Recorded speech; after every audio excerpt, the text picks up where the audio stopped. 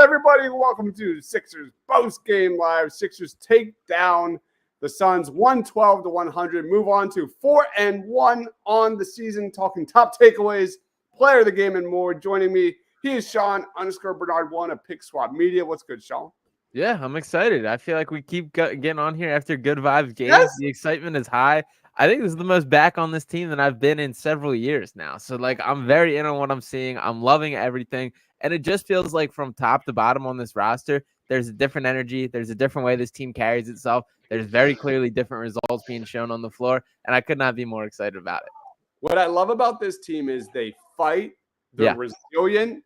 And they do it the right way with defense and the offense. We're going to break all of it down. Also joining us, he is the other Bernard, Pat from Ambler on Twitter. What's good, Pat? What's going on, fellas? And I think me and Sean have come together here and figured out from now on, because I think we're stepbrothers in some kind of weird fashion. So I'm going to call him Nighthawk. He's got to call me Dragon. But just to talk about everything here. You guys are right. This team as a unit, defensively, offensively, they're putting things together here. I mean, just no intimidation from Kevin Durant. And you saw it, Tobias Harris just taking right to him. Their guys are not afraid to pick them apart. I get it. We're shorthanded without Devin Booker. They've lost 2 straight. I gotten all that, but still to come into South Philly, and these guys are again. Kind of where the Phillies left off. This team is picking up as far as the crowd react, energy, and all that stuff. The team looks really good. And Kelly Oubre does. Last time you and I talked, I mean, this guy is the perfect fit to this team. I mean, he's aggressive. He pass and shoot kind of deal from the perimeter. You give him time, he'll take care of business. Again, he'll drive it to the rack if you want him to. Whatever you need him to sign to, he's fine. He set screens, whatever. This kid has been the perfect pickup piece for the whole team, for us Maxey, as far as MP. Like, this kid is sharp. So that's been really nice. Like I said, the offense is just collectively just doing the good things. And like I said, the bench has been hot and cold today. But still, when they're on, they're on. You know what I mean? And Paul Reed had a nice game today, of course, taking care of the buckets, getting offense, getting defense rebounds. So good unit as a team. Even my man Korkmaz, we said before coming on the air, the kid's hungry to get some of his minutes, and he's fighting for those minutes. And again, it's second day in a row, he's gotten some playing time, and he's making the best of his abilities. Absolutely. Let's stick on Kelly Oubre Jr., who unfortunately was not on the bench, because heading into the fourth quarter, this team had 0 bench points. Imagine that, 0 bench points until Furkan and Paul Reed and such. Actually, some low-key good defense by Rocco on Durant in some situations. We'll get into that. But Kelly Oubre, 25 points in this one. He was a plus 11. He's been a positive plus or minus in 4 or 5 games so far this season. He's had 3 of those 5 games scoring 20 or more points. Kelly Oubre finished with 25 points, 3 boards, 3 of 7 from 3. He really was kind of the rock offensively for this team from the first quarter to the fourth quarter, because I don't think he's going to be a starter big picture, but he really bailed this team in big moments with his offense. 10 of 18 attempts from the field. Sean, what do you think of Kelly Oubre?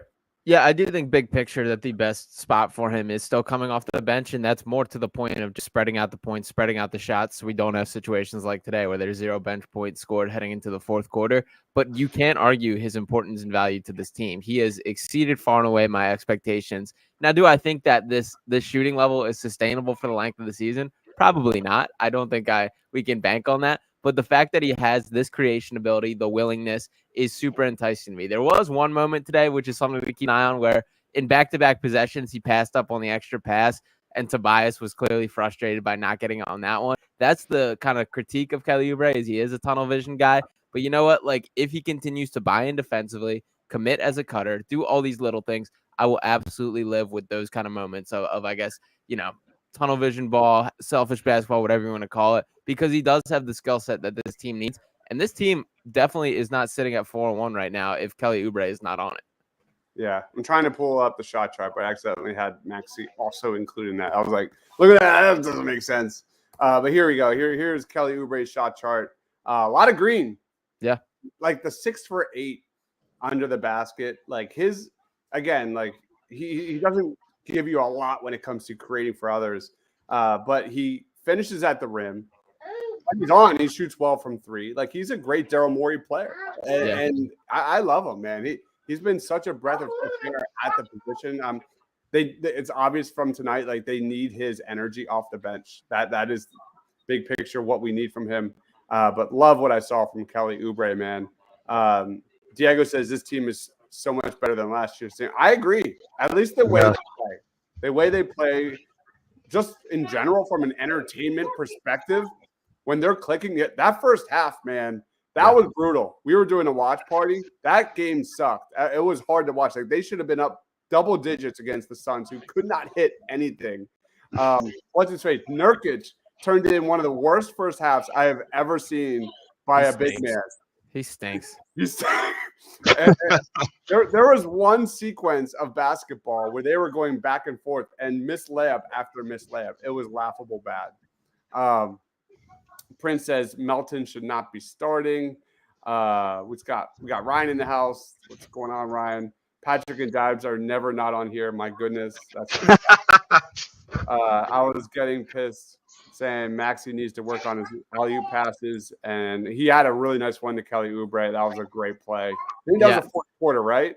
No, that was earlier than that. That was I think second quarter. I think it was before halftime. I remember I tweeted out that you probably have to pull some KJ McDaniels tape to find the last time a Sixers player had finished on an alley-oop like that. Like it is that much that Oubre is just a change of pace and stands out that like I seriously can't recall the last time that we've seen an alley-oop from half court finished like that.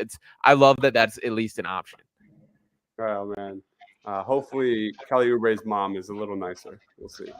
I don't know if anybody gets that joke. Joey says Kelly is the biggest steal of free agents. I mean, like pound for pound. For sure. This is like the biggest free agency addition to any team in the NBA. Pound for pound, money for money, giving you 20 plus. What's he making, Sean? Like veterans minimum. Veterans minimum. Yeah. Wow. And he's playing at like a borderline all-star rate right now. Like we have to brace ourselves for some regression here. I don't think he keeps with this start to finish, but he's hungry, he's determined, and he has the skill set that this team needs. Yeah, absolutely agree. He has to be the biggest steal. All right. Where should we roll on from here, Sean? You tell me. Who should we talk about next? Let's talk some Tyrese Maxey. Yes. I'm happy with what I saw from Maxey. It's almost like I would not consider today a spectacular game from Tyrese Maxey, and I still am incredibly happy with it. That like the growth and maturity, 10 assists. It feels like his timing on the pocket passes is getting better, and I like seeing him like work through the struggles in the way that he is, and still find ways to positively impact the game. That to me is the biggest sign of progress, biggest sign of growth. Also, shout out, happy 23rd birthday to him today. So glad he got that in. But yeah, I don't think it was one of his like stellar performances that we're going to look back and remember super fondly, but I'm still very encouraged by like when he's struggling, he's still finding ways to positively impact this game. And for all the people that said he cannot be a point guard or he cannot be a passer, I mean, I straight up think you can call that wrong right now. Like I'm seeing it. The vision's there. He's growing. 10 assists today is super impressive. Very mature, very complete performance today.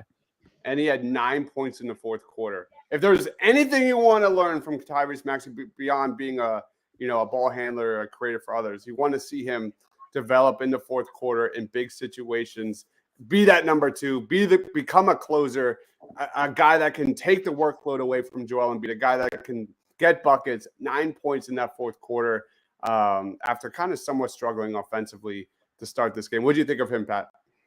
No, I mean, and two, like, okay, now he's on tape, right? So now teams are looking at like, okay, now he's going to be the focus point of the Sixers. We're going to have to put 2 to 3 defenders on him. But what you guys are just saying, it kind of gives spacing to everybody else. Where Embiid's going to be able to do some things, Harris is going to be doing some things, Oubre is going to be trying things like. The way this offense runs, and you see that he's not afraid to attack the rim. He's fearless. So guys, like I said, he's drawn defenders to him. So he's taking that 2 to 3 on roll, 3-on-1 roll as Sixers first defenders, but he's fine. He's delivering on all cylinders right now. Again, the way he drives, the way the pull up and shoot from the perimeter, he's executing on every level right now. And this is what the Sixers need. And you mentioned too, Dias, maybe last week. This is his year. This is kind of his team. This is where as far as their future, and he is just every year he's constantly getting better. And like you heard today, just 23. He's still a puppy. He's still a puppy in a man's world. So he's kind of he's doing his thing. Like I said, he's finding a way to the rim. He's shooting the ball, lights out. Like I said, didn't have a great second half, but then you got to think they're again, he's drawing these defenders. He's drawing the 2-on-3s, but it constantly gives other one spacing. So again, he's doing his part. Coming into this one, he had an assist to turnover ratio of 5.8. That was the 7th best mark in the entire NBA. And that's incredible for a guy that just turned 23 years old, a guy that really is just developing in front of our eyes. Like his growth as a. Can I ask you guys both a question? Is this the big difference? No, my question is this the big difference? The Nick Nurse system completely different from the Doc Rivers system. Is this guys are thriving as a unit and all this stuff, or is it just year one playing underneath the new coach? Yeah, I think partially like there's more passes to be made this year. Like with the lack of movement with Doc Rivers, like James Harden led the NBA in assists last year, and they were all mostly like assists that he had to create himself, whether it be in the pick and roll with Joel Embiid, whether he's passing a guy open in space, kind of creating things. I think the game looks much more simple for guys like Tyrese Maxey and Joel Embiid, where there already is a backdoor cut happening, or there already is a back screen freeing a guy up, where there is a pass to be made, rather than you needing this like advanced creativity for making a play. Like it feels much more. It's more advanced in the schematics of it, but for the players, it's much more simplistic in what they have to do and what their role is. So I think we're seeing it. And I also think like as a whole, his processing of the game is the biggest thing that stood out to me from Maxey as far as a point of growth this year, that it feels like he's reading things and understanding things in a way. He's managing his pace, his control of changing pace much better, that I just like, it's all coming together for him. So I think it's a combination of a lot of things, but Nick Nurse offense is absolutely a massive role in this. Yeah, the Nick Nurse offense that emphasizes transition. The Sixers are the second best transition offense in the league. I guess, again, very small sample size. Very, very small sample size. But that's huge. I mean, we kind of had like bits and pieces of that. Like when Embiid wasn't playing that night, we did see Doc push the pace up a little bit, and we did see Maxey thrive in those situations. But we also have seen Maxey dominate in the handoff in the DHOs. We theoretically thought he would be really good at it because we didn't really see it with Doc. But this year, he's number 1 in the NBA in points per possession on handoffs. It's crazy. Again, like we keep pushing the sticks back when it comes to Tyrese Maxey and how good he is and how good he can become. And again, we're seeing it flash before our very own eyes, man. Maxey in a transition offense with Kelly Oubre and hopefully KJ Martin, who only got 2 minutes today, which kind of sucks. I was hoping to get a little more KJ Martin. Showed a little fight in those 2 minutes, though. But yeah, all right. Let's get to some comments. Keep them coming. We have a lot to get to. We'll talk about Joel Embiid next. Yams, what's going on, Yams? Because I think this was a game where Nurse was trying some different things. Maxey was deferring a little bit, gave up on his three-pointers the first 3 games. Ryan, what's going on? Ryan says, keep dunking the basketball when close to the basket. We saw in the playoffs how difficult layups were. Keep dunking. So by the time it will be in their mind to always dunk. Joey says, does a Buddy Hield or Zach LaVine put this team over the top? Any thoughts on that, Sean? I think there's a chance. I still love the mindset of like letting it play out a little more. I definitely think that a little additional ball handling is necessary on this team, but I still have concerns over wing defense and who's going to be the guy that gets stops against a Jason Tatum or Jaylen Brown or even a Giannis. So guys like that is so. I say wait it out. I think there's a world where an OG Anunoby still could be the right call, but they're in no rush. The bottom line is like the situation that was pressing and James Harden is dealt with. The cupboard is stacked with assets. Let's see exactly what this team needs. But I do think that they're a one stone's throw away from being a true contender and for an NBA championship which should be incredibly exciting based on how they entered the season. Yeah, agreed. Yeah, same. Like again, and I want to talk about that wing defense too, Sean. Like I noticed too, like if when KD had the rock and he was obviously going to beat the one-on-one coverage with him and Tobias, like I noticed that to Embiid, he kind of looked fatigued underneath the net, like he was blowing a few times. Like he didn't even attempt to trying to rush into the center to clog the paint up, trying to make some kind of block, whatever. He would just look, KD could just pretty much just walk to the basket at that point. Mm-hmm. Yeah, you definitely saw Embiid lose his legs in that third quarter, which, I mean, at the end of the day, I mean, how do you not grade that? We'll get to grades in a second, but how do you not grade a Sixers win when Embiid gets 0 fourth quarter minutes, not an A? Like that's what you want to see for sure. That's kind of what we're hoping to see from the Eagles. Just get through this week and get Jalen Hurts healthy into the bye because he's hurting. But Ryan says layups in the playoffs, we're getting blocks. Oh, we already talked about that. Joe says, very solid win by a team that is unburdened now by point guards who either refuse to shoot or run the floor quickly, lots of movement, and not much standing around and waiting. It's nice to have an offense that's either not either pick and roll or ISO. Like they're trying a lot of different things out there, which is really great to see. Like that's all Doc had. He never had adjustments. You saw the first half of this basketball game. What happened in the second half? The Sixers look completely different, energized. Like they look great. They were moving the ball a lot better. Darius Garland or Tyrese Maxey. I'm not going to say. I'm not going to comment on this because I'm not going to say I watch a lot of Cleveland Cavaliers basketball. I love Darius Garland, but the answer is Tyrese Maxey. Like the list of guys that I would take over Tyrese Maxey at this point is getting like frighteningly low. Like I seriously don't think I've ever seen a player progress at the rate that we are seeing Tyrese Maxey. When we talk about from when he entered the league to where he is now, based on how the expectations and the opportunity, like don't forget, we've seen him handcuffed for minutes for several different stretches of his career and for opportunity based on guys in front of him. So to kind of see him fully unleashed, him full out capitalizing this opportunity, Maxey is that dude, and he is that guy. I'm so happy that he's taking these next strides. The team needed it, and like the future of the franchise is in terrific hands. I can't wait for that Boston Celtics game on Wednesday. Yeah, because that's the game where he gets suffocated, right? Like that's historically when Maxey really struggles against that length and size. So we'll see. That's going to be a great test. It's going to be a great test. Ryan agrees, Maxey. Let's roll on to Joel Embiid. 26 points, 11 boards, 3 assists, 4 turnovers.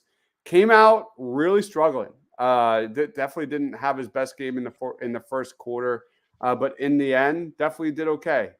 He was a +4. Pat, what do you think of Joel Embiid in this one? I thought he definitely saw him really struggle. My favorite part of Embiid today was him thinking of doing the suck it. Yes. He stopped himself. Feeling the pockets. It was hilarious. Instead of the DX, my man goes full Val Venus and just puts his hand on his and starts thrusting. I love that. My man is a pure wrestling fan. I love that. No, but I mean, ultimately looking at Embiid today, again, just beasting it. I mean, again, 26 points. He again just crashing the boards again. Opening that third quarter. Not just him, but finding guys on the perimeter so everyone can make their shots. I mean, again, letting his presence be known. This guy does not want to stop. Like I said, there's been a couple mismatch, things I didn't like on defense, of course, in that third quarter, where, like I said, KD was pretty much just pumping the net. But other than that, I mean, his offense, like I said, his ability to take the 3-on-1, and it wouldn't matter. He's taking it to the rack no matter what. Him to find the opening guy.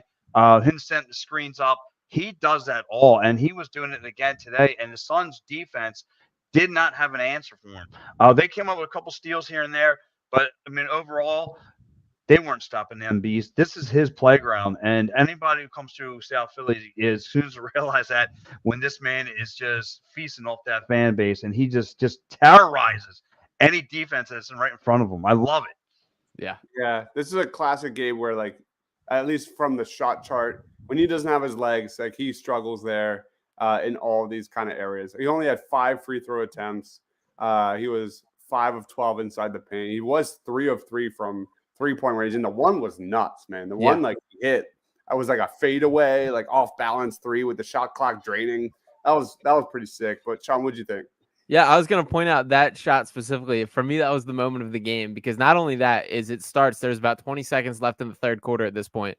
Ball goes out of bounds. Paul Reed goes to check in for Embiid. Embiid tells him to no, stay on the side, that I'm staying in for this play. He then fights on the block for like 15 seconds out of the shot clock, is not getting the ball, runs up to the three-point line, gets it, and then shoots this fadeaway three-point falling away shot and just drains it. So for me, that was very much like a exclamation point moment for Joel today. I mean, he's the best player on the planet whenever he's playing his best basketball. That when he's at his peak, there is no player in the entire NBA that is as great as him. We do not get that on an every game basis for sure, but when he is playing his best, I truly believe no one across the entire NBA can reach his heights. And I mean that defensively, offensively, the complete package. The growth as a playmaker is legit with him this season as well. I wasn't one, again, I don't think this is a game that we're going to remember as one of his finest moments when we look back at this year, but I am still very happy with like a complete team performance. He stepped up when it mattered. He brought some punches, started slow, recovered from it. So I'm very happy with the game from Joel. All right. Anybody else you want to shout out before we get into player of the game? I'll just touch on real quick with Nick Nurse. One of the things that I think is cool is listening to his pregame presser is he talked about like asking what the rotation with is going to be, what these new guys, if we're going to see them on the court. And he said like the game plan is pretty much to stick to the same rotation I had last game. But if the game script dictates something different or I get a feeling in my gut the way things are going, like we'll change from that. And just the fact that that's his mindset is like so refreshing and awesome for me to hear. Like the fact that he does have the like, not just the guts, but the brains to just go with like however the game dictates. I'm going to play my hand at what benefits the team. It's really nice because we've seen this with the Doc Rivers experience for 3 years of having a set script going into the game. And regardless of what happening, that script is sticking to. So I just really like having a coach that is willing to adapt in the way that Nurse is. You mean to tell me you don't miss the dude sitting on the bench doing this in the fourth quarter? faster. Yeah. Oh my God, I'm so done with him. I'm so grateful that we're finally moving on. All right, guys, let's get into player of the game. Here we go. I keep it straight, every line is so intentional. This is your moment to let it go. You know that I'm into them way too cold. You can't manage this, can't break this, boy, I'm funding. Gotta keep my distance when you not 100. From the same ones say they love you, lady, funny. You can't match my energy, and yeah, you know it. Way too cold, yeah, man, I'm way too cold. Way too cold, yeah, man, I'm way too cold. Way too cold, yeah, man, I'm way too cold. Yes, I meant it, yeah, man, I'm way too cold. Player of the game. Quick recap heading into Game 5. Maxey and Tobias Harris both lead our player of the game nods with 3 apiece. I'll throw it to you, Sean. Who is your player of the game today? I'm gonna add one to Tyrese Maxey with this one.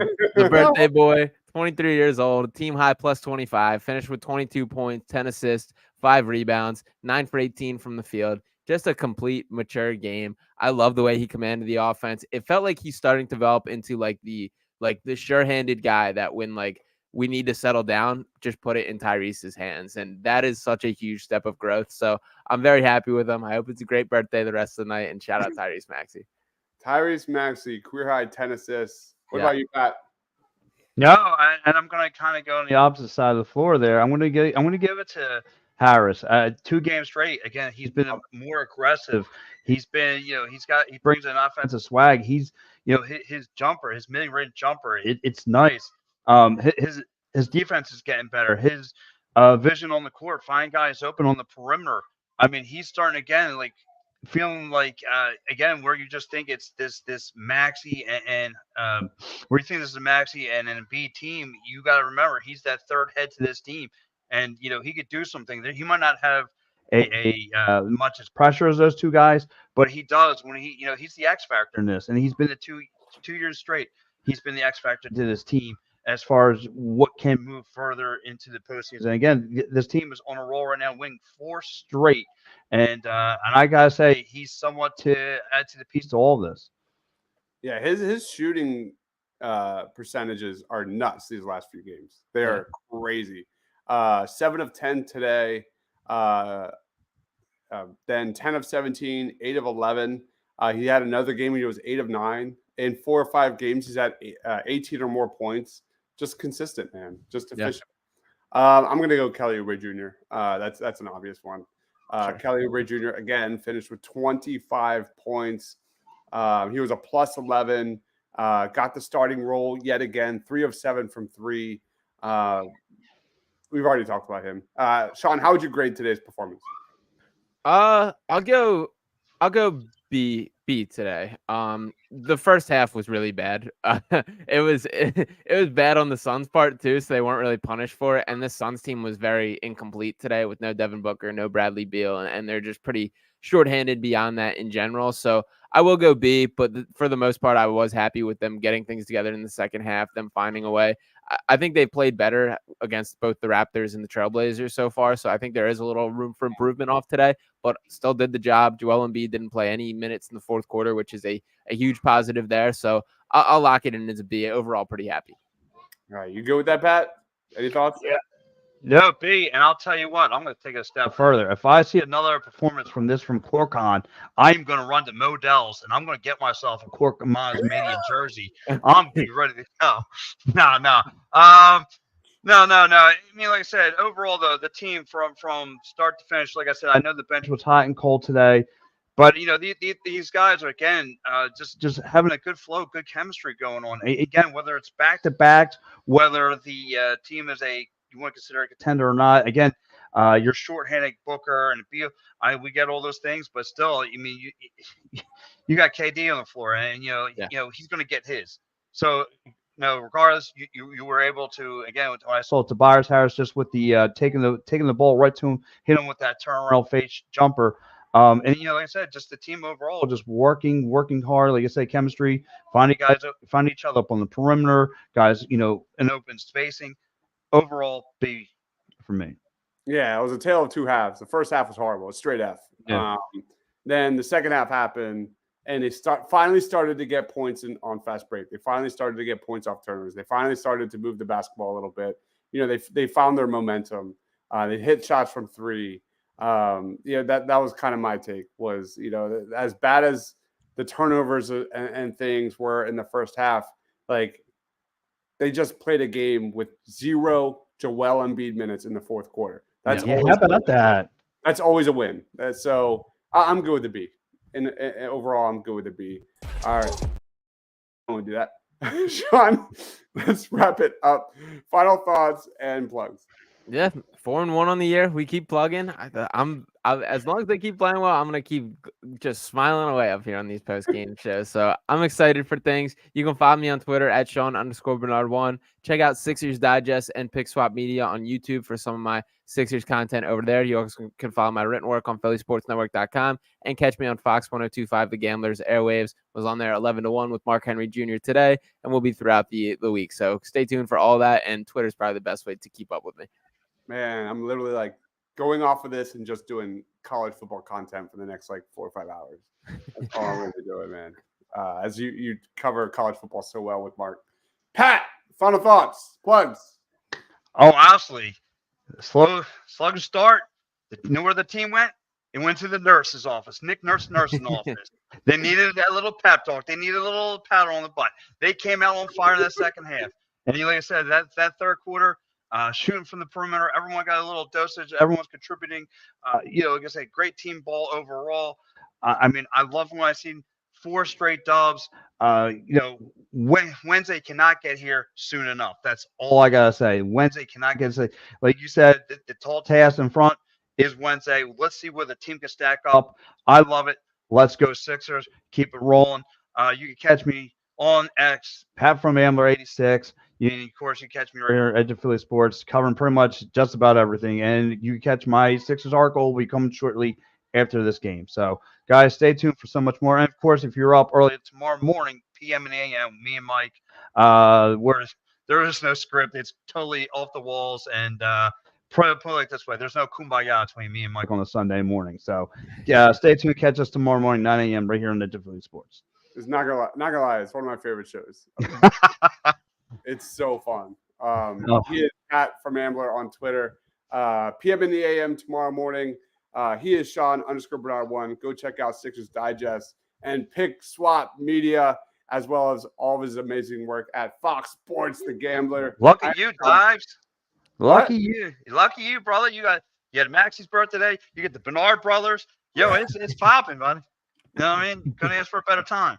Absolutely, man. Winning all over the place. But guys, thank you everyone for watching. Make sure to comment your thoughts down below on this Sixers W. We will be back Monday for post game. Not doing a watch party because of all the things happening today and Eagles and things like that. But I can't wait for that. Like Pat said, I can't wait for that Wednesday's game, man. That's going to be. Question for you, Dives. Yeah.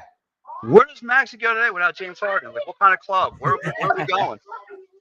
Maybe Applebee's? I don't know. Yes, Applebee's. Maybe a little Home Depot. Yeah, nice little Saturday there. I don't know. We'll see. But anyway, for Sean, for Pat, for myself, stay awesome, guys. Go Sixers. We'll see you tomorrow for all the Eagles content. And yeah, see you guys.